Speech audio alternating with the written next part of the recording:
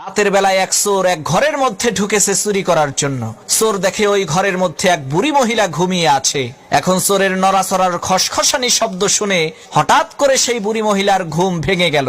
চোর কয়, সর্বনাশ, ধরা বুঝি পড়েই গেলাম, এখন কি করি? এমন সময় সেই বুড়ি মহিলা সেই চোরকে বলল, বাবা, তোমাকে তো দেখে মনে হচ্ছে তুমি খুবই সম্ভ্রান্ত পরিবারের সন্তান, মনে হয় বড় কোনো বিপদে পড়ে এই চুরির পেশাকেই বেছে নিয়েছো।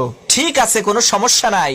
এই যে দেখো, আলমারির 3 নম্বর বাক্সের মধ্যে 5 ভরি স্বর্ণ আর 70,000 টাকা আছে, এগুলো তুমি নিয়ে যাও। আমি বাঁচবই আর কয়দিন, এত টাকা পয়সা দিয়ে আমি করবোটা কি? আর বাবা, তুমি যাওয়ার আগে আমার কাছে এসে একটু বসো। আমি একটু আগেই একটা আশ্চর্য ধরনের স্বপ্ন দেখেছি। এই স্বপ্নের মানেটা আমি বুঝতে পারছি না, তুমি একটু বলো তো এই স্বপ্নের মানেটা কি? চোর মনে মনে কয়, আল্লাহ, সব বাড়ির মানুষেরা যদি এই বুড়ির মতো বড় দিলের অধিকারী হইতো, তাহলে তো আমার আর কোনো চিন্তাই থাকতো না।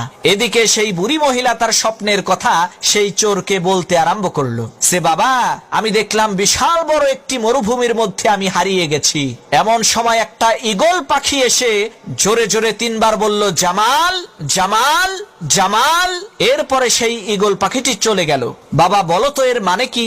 চোর মনে মনে চিন্তা করতে লাগলো, এই স্বপ্নের মানেটা কি হতে পারে? ইতিমধ্যে পাশের রুম থেকে সেই বুড়ি মহিলার একেবারে টকবগে জোয়ান ছেলে জামাল তার নাম জোরে জোরে শুনতে পেয়ে ঘুম থেকে উঠে ঘরের মধ্যে ঢুকে সেই চোরকে ইচ্ছা মতো পিটাতে আরম্ভ করলো। তখন সেই বুড়ি মহিলা বলল, হইছে, এবার থাম, ওর কৃতকর্মের ফলও পাইয়া গেছে।